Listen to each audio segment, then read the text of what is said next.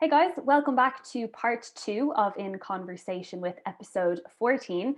For those who have just joined us for the second half, earlier we spoke to Emma Brannigan, who graduated from the Applied Physics degree in DCU. So don't worry if you missed that. These are recorded sessions and we will upload them so that you can watch them back.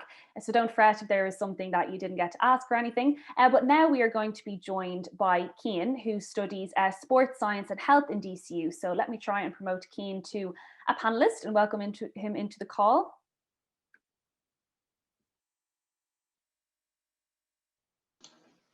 Hi, Sinead. Hi, Cian. How are you? How are you? I'm all good. Thank you very much for taking the time out of your day, much like Emma did earlier, to come and talk to us. It's very much appreciated. And I'm sure it'll be absolutely very worthwhile for students. We have quite a good audience in here today interested in all things sports, I imagine. So hopefully you can give us a bit of insight into what it's like to be an athlete in DCU, never mind your course in particular. So as I mentioned earlier, Cian is doing sports science and health in DCU. So if I kind of go way back to the start, Cian, how did you end up in DCU doing sports science and health in particular? What was that journey like into DCU? My one was actually not very straightforward. So that would probably be a theme of what I'll say today is if things aren't going a certain direction in secondary school, don't worry about that for third level. So I was one of the many who didn't really realize what they wanted to do in fifth and sixth year. And as you know, probably those who listen to this, the pressure builds. But I saw this course in DCU and it was similar to what I wanted to do. And I said, you know what, nothing is really standing out to me. So I want to go for this. But the problem with me was the points were quite high, and the points actually still are quite high because it's quite a competitive course. Mm-hmm. So I realized very early on that I was likely not going to get the points. So for me, it was always sort of this distance target to get to. But I really looked very hard into other access pathways. So I remember my first memory of DCU was emailing the course director so many times that she eventually stopped responding to my emails. But yeah, I kept saying, you know, how can I get in? What other options are there? Blah, blah, blah. So I found out about a PLC or post-leaving cert course called Pre-University Science, and that was in Coláiste. It's up near Artane. So for anybody who listens to this, if they're not maybe sure that they're going to get those points, that was one thing that nobody told me about. I really had to go digging. So I started that course along with one other person who's my classmate at the minute. And I was promised that this was a direct access course. It even has it on the website. It has the name of the course and then brackets direct access to DCU. So again, very poorly publicized. When I started the course, I was only told, yes, it's a direct access course to these lists of science courses in DCU. And then there was a little asterisk beside it. And it said, except for science and health. No. There's only 2 positions for that. So I said, oh my God, I'm after fighting this whole time, finally getting in here, and there's only 2 spots. So definitely, I think any bit of hardship along the way goes very well. So I said, right, it's very simple. I have to get one of those 2 spots. And unfortunately, I did. So I wasn't the most academic student. So if anybody listening, if you're not a top A grade student, don't worry about it. So I didn't make my course and then probably studied twice as much as I ever had because I knew it was make or break. If I didn't get these 2 spots, I wasn't in. So me and another course member got it, and now she's a classmate of mine in DCU. So that's where before I even got to DCU, there'd be plenty of adventures so far. Yeah, that is a fantastic success story. And you know what, like it's common that people, until they're really working for something that they really want, like you mightn't feel that motivated by school, and that's okay. And as you said, if you're worried about points, you know, that's absolutely natural, but definitely look at alternative routes because, and as we'll get on to a minute, you're an extremely successful student and athlete in DCU, and I would hate like to think that you just say wouldn't have tried to get in just because the points, you know, were intimidating. So that's a fantastic way to, you know, to start off, to show students that always look for another way to get in because they are available, and you know, like we wouldn't accept people in if they weren't able for it, and you absolutely proved that you were. So for people listening in who maybe, you know, are sporty and they're interested in sports science and health, but they probably don't know much about it or much about the modules, can you give kind of like an overview about the course? Yeah, so I mean, even before we get into modules, it's very common that people who do sports come in, and for that reason, it kind of alienates in two different ways. So people who do sport feel they're died on success stories for this course, and then people who don't do it feel that they're not really applicable. I'd say for both of those reasons are wrong. So there's plenty of people in our course who do not do sport and have never played sport. So I've actually spoken to some of the academics in the course, and they said they really are strongly considering changing the name because it gives the wrong idea. So as you said, you can absolutely be one of the best students if you don't do sport. And even if you do sport, there's plenty of opportunities for you there. So just there, don't rule yourself out if sport is not your absolute best subject, or you feel, you know, you're not a quote unquote athlete. But regarding the modules, so definitely in first year, I'd agree with Emma. First year is a real foundation course. And for that reason, it's actually not weighted towards your overall degree. So you will get marks, you will get assessments, the same as every other course, but it won't contribute. So it's worth a 0% contribution towards your overall degree. So you begin with basic sciences like physics, chemistry, physiology, things like that. And it's particularly important to cover first year topics, I think, because of the leaving cert. So some will come in with them, some will come in without. And definitely I would agree with Emma. Sure, if you do physics before, it will help you. Nobody's going to argue that, but it's not compulsory. So there's a certain number of criteria that you have to get into DCU anyway. So once you meet those, don't worry about it. You're not going to fail or anything like that. So physics, I particularly it wasn't my favorite subject. I didn't choose physics for that reason in the leaving cert.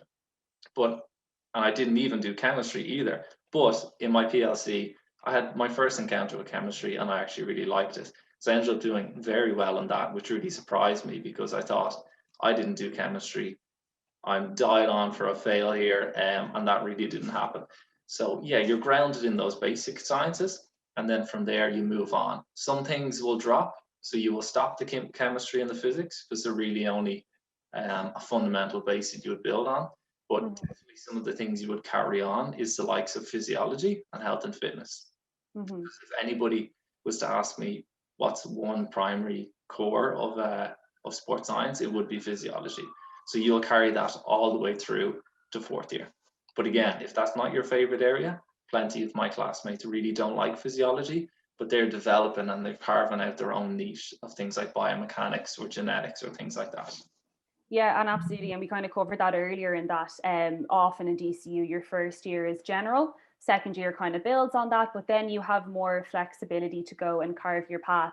And I just think it's a perfect way to do it because, you know, there's no sports science subject for the leaving cert. So really students are not going to know what exactly they want to go into. And it's great that you can enter with one idea of what you might want to do, and your path could change completely. And I'll probably touch off Intra next, which is the work placement system. And for anyone who's joined who maybe didn't catch the earlier talk, a huge percentage of our courses in DCU offer Intra. And in my opinion, the like kind of biggest selling point of the university is that not only can you get a world-class degree, but also have industry experience or research experience before you even leave the university. So, you know, you're still fairly young and fresh in your education, but having worked somewhere before. So if I'm correct in saying you actually did your internship abroad, is that right? Tell us about that. That sounds fascinating. Yeah, so I mean, it's again running with the trend of, I really actually agree with what Emma said earlier. The career field is as narrow as you want it to be. So a lot of people, even people working in sports science, say there's no jobs in sports science, but that's really not true. So an example of the Intra placement is, as Emma said, you have a portal. So DCU will work with employers to get them on board, where you can direct access into them. So you'll do interviews. But then again, there's the asterisk of that is you can pick your own one. So for me, I had a look. There was great placements, the FAI, and there was anything of health. You could go to hospitals and things. And I just said, that's not really what I wanted to do. So I said, I'm going to reach out and look for something else. So I had heard, working on a placement, which we might talk about later in DCU, that a previous student had gone to a place in Belgium. Now he wasn't a cyclist, and this place was extremely famous for dealing with possibly the best cyclists in the world.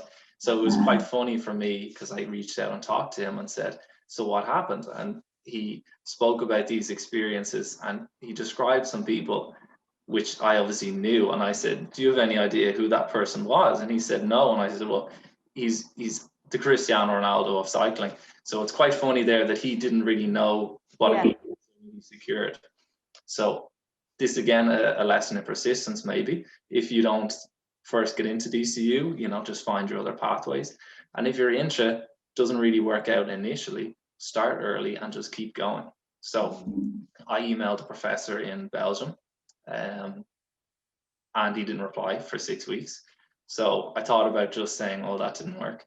So I just copied the email and sent it again, and he didn't reply to me for another 6 weeks.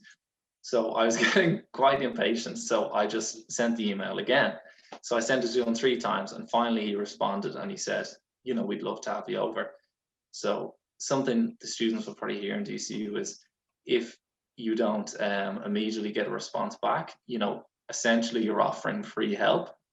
And no matter who you're offering it to, people will very rarely turn down help like that. And particularly, I would encourage people to go abroad, because there's some great opportunities in Ireland, but definitely it gives you just extra experience and looks a bit better on the CV if you can push abroad. Yeah, totally. And absolutely, as you said, like a lesson in persistence, and an opportunity there. Like, just because DCU can help you in arranging those internships, it doesn't necessarily mean you have to go through that route. Like, if you can arrange one yourself and you're happy with the terms and conditions and they are as well, then you can absolutely work away. And you mentioned, was it a cycling place that you ended up going to then? Because I believe you're a cyclist yourself. So did that kind of line up with your hobby or your sport? Yeah, so I mean, this is probably the trend of my sort of education, is it's half a practical sort of sporty side and then half a very much science-based, research-based exercise. So the place in Belgium was actually a really, really highly regarded college, first of all, which I didn't really know. But really, they had an excellent research center there that was very, very well funded. And I only found out after I got accepted that the professor there who I was emailing was actually doing some research with somebody in DCU, and he said, yeah, it's a very well regarded place. It's going to be an excellent location for you. So when I went over, it was pure science. So there was a lot of research going on, but the research was mostly done through athletes. So there's a very big split, and this is probably why the course is called Sports Science and Health. So you really can have health science where you deal with possibly the sickest, the likes of diabetes, overweight, heart disease, anything like that. But if you're into athletes, you can work with the polar opposite. But again, the same principles apply to both. So I worked with a PhD student on essentially heart remodeling that he was doing. So he was working as a very small subset of a very big project overall. But also on the side, in the same room, we could have, people came back from a podium in the Worlds, and they were in our lab 2 or 3 days after they got in a world championship medal. We had possibly one of the youngest, the best cyclists in the last 30 years in professional cycling come into the lab, and he would be 10 foot away of someone who is really diabetic, very overweight. So those are the opportunities that are available. Don't feel it's narrowed in, Yeah, total mixed bag. And again, I'll just remind people that we do have a Q&A function down there. Oh, as I say that, that was Yeah, just there we go. Just popped in. I didn't plant that, I promise. So there's a question there that came in, Cian. It says, if you choose a sport route rather than a health route, do you still end up with the same degree? Yeah, absolutely. So the degree is a Bachelor of Science in the Sports Science and Health. So this is really, it's such a broad area, So one of the excellent things that happens in DC is they have a careers evening every year, and they get people back, and it really, really hits home the wide areas that people go into. So for instance, we had one person who was working with cancer patients in, I think, Beaumont Hospital or another hospital like that. Whereas we had one individual who was training the academy team of, I think it was Bayern Munich or Ajax. So I'm not into football, but I know they're a really major football club. Anybody who's into football would know. So yes, you end up with the same degree, but really you could have a classmate who is doing something absolutely polar opposite to you, but you both speak the same language. Yeah, again, back to what you were saying about carving your own path. I mean, nothing is too prescribed that you have to go a certain route. So the degree is sports science and health, and anywhere under that umbrella you could end up. So yeah, just as I was saying, there's a Q&A function. If anyone does want to answer or ask a question while Cian is here, please do work away while you have him, because I'd say you're a busy man. So while we have him live, make sure to ask any questions. With the internships, you hear a lot of people say that with an internship, it not only can help you discover what you like, but also what you dislike. And did you find that, and you don't need to be too specific if you didn't enjoy it or whatever, but like, did you find it was able to guide you or made your head a little bit clearer in terms of what direction you'd like your career to go? Yeah, definitely. And I think probably the best thing about sports science is there is no optional modules in first to third year, but that again, it doesn't actually mean that it's like the leaving cert, you're forced to do things. I think knowing you don't want to do something is arguably better than knowing what you do want to do. So no, fortunately, Belgium was a really positive experience. So I went over knowing that, oh my God, like I love every minute of every day. And, you know, I worked probably 8 a.m. to Sundays 8 p.m. And that sounds like I was forcing it, but really it was coming from a place of enjoyment. So I really, really enjoyed it. So obviously this year is very different with COVID, but fortunately it was a good experience for me. And now I plan to go back. But definitely, if you have a terrible experience on Intra, don't feel it's a waste of time. Just know that absolutely, maybe some people will go on a sporty avenue. So particularly a lot of people come in with sport, they might be playing football for Ireland, but they end up actually going into the health avenue. So definitely there's no such thing as a wasted opportunity.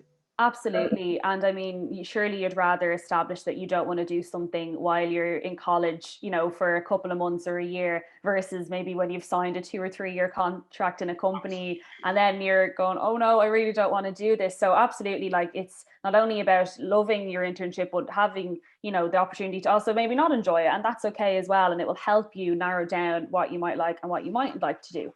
Oh, we have another question coming there, which is great. Someone asked, is there much opportunity for physical activity throughout the course, like gym or swimming, or is it just more lectures in a hall? Yeah, so this again is probably one of the biggest misconceptions is people come into the degree thinking that it's all gym work or it's all physical work. And really, I can't stress it enough, is it is a science course. So you will do almost all lectures, but that's only in the contact hours. So if you really enjoy physical activity, you know, there's so many facilities, there's so many like groups, societies, things like that you can do outside. But particularly for the first 2 to 2.5 years, you really need to catch up on that science. But it's not as bad as I think. So it makes it sound very boring. But then when third year comes along, you get involved, you get to go out of DCU. So one of the modules is adapted physical activity. It's arguably, I would say, one of the best modules. And it's essentially where you work with those with disabilities out in Stewart's care. And you go out, bus out with all your friends once or twice a week, and you basically help train and just basically hang out with these individuals. And then also in the coaching module, you get to actually do a coaching assessment with kids from the local school in Ballymun. So that bit comes later, but yes, you do get to move out eventually.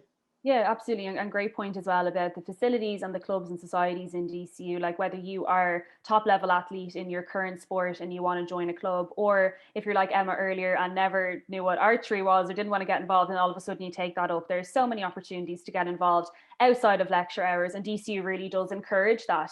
You know, it doesn't just exist, like, it's encouraged to get involved in a sport or get involved outside. Your own kind of personal sport though, Cian, cycling, I believe you're quite a successful cyclist. How have you, I'd say you're being modest, but in the last couple of years, how have you kind of balanced both your academic studies and your cycling and your racing? Yeah, so definitely it has been hard. And I think probably a lot of people who are on this call are looking to do sports science and health, they will do something, even if it's not to the quote unquote elite level. You know, they might just really enjoy being part of a certain club. But definitely, I think I've learned time management. Unfortunately, my sort of racing career sort of started before. So it started around the leaving cert. So fourth, fifth, and sixth year, I started racing, started getting quite competitive, and then was essentially on the roads pretty much every weekend, competing anywhere from say once to maybe even 3 times a week. So it was quite hard, particularly in first, second, and third year of university. Like, that was probably the highest level that I was at. and I was trying to get time off from lectures to go across to the UK and things like that. But for me, it really was all about just time management. So it's the same as the leaving cert, and as what you said earlier, we really do encourage keeping active. So it's not the same sort of cramming workload as say during the leaving cert. Yeah. And you also find that you have a lot in common with your lecturers. So your lecturer may be some really, really top level scientist, but they're actually all humans too. So sometimes I'd be cycling home from college actually up to DCU, or up to Sword, sorry, and I'd see one of my professors running past me, up beside the airport, and we'd wave. So you'd find if you actually ask, a lot of your lecturers themselves are avid sports people. Yeah. You might not be able to stay at the elite level if you're a professor, but certainly it's really, really common. Yeah, absolutely. And as you wrote saying, it is encouraged. So like it might be a little bit difficult, but rewarding, I'm sure, at the end of the day as well. I think someone was just following up on the question that you had answered. They asked, was there no grading or percentage of your degree down to physical activity? So I think to reiterate what you were saying, at the end of the day, this is a science degree. So it is going to be predominantly about about the science. If someone is listening and would prefer maybe a degree that you kind of do movement in, like if you maybe wanted to go on to become a PE teacher, we do offer PE with biology and PE with maths. And I know that would involve a certain element of like physical, activity, because you're learning how to teach PE, if that makes sense. And it's a teaching degree, whereas this would be predominantly science. But as Cian said, there still is scope to do your sports or whatever you do outside. It might not necessarily be worth a percentage in grades, but certainly kind of as a well-rounded, and even I don't know, Cian, have you ever found where there's been a moment where something that you've learned in a lecture actually applies or clicks with you while you're doing your sport? Yeah, all the time. And that's arguably the reason why I actually started this course. Yeah. So I would probably go back to the point of the science question is when we say, no, it's really a science course, it's all lectures, it sounds very Poindextery and it sounds very much like you're just sat in a lab. But what I would encourage people is don't be scared, because you said, oh, I was a successful sports person and an academic. I left secondary school thinking I was one of the worst sports people out there and definitely wasn't very good at science. So it's quite ironic that I ended up doing sports and science. So don't be scared, even if your science ability wasn't fantastic leaving. Like I got a C, I think, in biology, and I now do pretty much only science. I love it. I love reading papers. So don't be scared of it. But yeah, unfortunately, it's not quite a PE degree. But if that's something you should do, inquire to those students. Yeah, totally. And then there's a lot of different options, or even new sports that you could take up along the way. Before Cian goes, again, is that Q&A box if you do want to ask anything last minute before we finish up. Cian, so in terms of careers, and it's a terrible word to say to a final year student because it's like, excuse me, like very rude during the pandemic to even ask that, but maybe not even in your specific case, but what sort of careers are people generally getting out of this degree? Yeah, so again, I can't stress that there's no one answer for these things. So you will come in through a sort of funnel neck in DCU, and then as you push on, you'll really broaden out. So some of my friends are looking to do biomechanics, some of them are looking to work with elites, some of them are looking to work in hospitals. So really, don't force yourself in first year to think about your career. Let it happen, and only by second, third, with intra, and then final year, you'll start to look at careers. But if I give some examples, just personally, I'm going to do some further study because in my field, I'm looking to do some research and I'm also looking to work with some elite teams. So this course isn't a professional degree the same way nursing is. So you don't get your degree and go and work in that field, you choose. So further study is quite common. So I'm going to do a master's in exercise physiology, and you'll find that happens a lot in third or fourth year. Somebody says, actually, I really know what I want to do. I want to go and work in a hospital. You might not be able to go immediately, but if you do maybe a 1-year master's, you find that actually opens up a lot.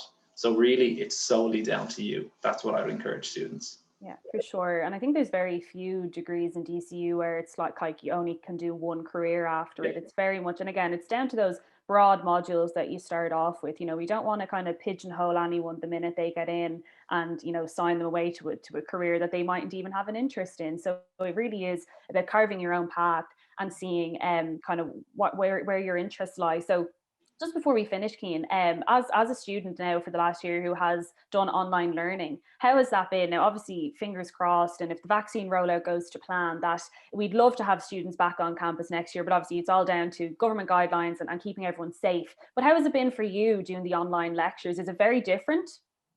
So for me, no, it hasn't really been hugely different. And I'd say if anybody's, I know that the Leaving Cert is a bit different also at this time, but it's certainly in my Leaving Cert years, you started to become more independent. So in first, second, and third year, yes, you will need the face-to-face contact. But for me in fourth year, students will also find if they do this course that you become more independent. Most of the learning is on you. So definitely, I would say no, there's not been much interference with me, but definitely most of my learning is by myself on the laptop, because first to third year, you're really getting the skills to think for yourself. And I'd really, pronounce this to the students that this isn't a course where you sit down and get taught. That might happen a bit in first year, but really scientists teach themselves, and they just sometimes reach out to a supervisor to give them some sort of direction. So really it's independent learning, but I haven't found it too bad with remote learning, no. Yeah, and I think there obviously are supports there for any student, whether you're in first year up to final year, to help with that integration. So for anyone who's maybe in fifth or sixth year at the minute and worried about the prospect of online learning, don't be, obviously, like, and especially if we've done it for a year now, hopefully if you do have to have an online lecture or two in future, that it's well sorted, and we know what we're doing. Cian, just before I let you go, and maybe you kind of mentioned this earlier in your talk, but for maybe people who joined a bit later, do you have any one bit of advice for people, maybe a current fifth or sixth year who's just overwhelmed with everything at the minute? Any advice to leave them with just before we finish this episode? Yeah, I would probably say, just, it might sound a bit corny, but believe in yourself. So if you really feel drawn to something, it doesn't matter if you feel you don't have the grades or you don't have the contacts or something. So one thing I would say is reach out. So I mean, definitely, like, feel free to make my email available. I will answer any questions. And you will find it might be scary to reach out to some people, particularly if they're strangers or you think they're very senior or something. But I've pretty much never had a door closed in my face, even if it's metaphorically by email. So reach out to former students, reach out to professors. So definitely don't be afraid to ask questions, and don't go into something guessing, just always find out. For sure. I think that's a fantastic note to finish on. And I'll echo that in saying that in student recruitment, in where I work in DCU, it's our job to answer queries and to help direct students. And we have an email address that you would have gotten this link from today, studenthelp@dcu.ie. That is our inbox for any queries, no matter how big or how small, whether you want to get in touch directly with a student in a very specific area, or whether you just want to know about entry requirements or, what it's like to study in DCU. We are there to answer, but between the team here, our student ambassadors, or even volunteers like Cian, who gave up his time to come on and talk to us live. But Cian, thank you so much. That was unbelievably insightful, and I'm sure students will leave now. Oh, do we have a last minute question coming in? Oh, it's just a thank you. So, and I'd echo that as well. No problem at all. And as I said, these recordings will be they're being recorded and will be uploaded. So if anyone does want to watch it back, or if any queries about what we said, please do get in touch and let us know. But for now, that's everything from us, and we will see you next week. Thanks a million, Cian. Thanks, Sinead. Bye-bye. Yeah, bye.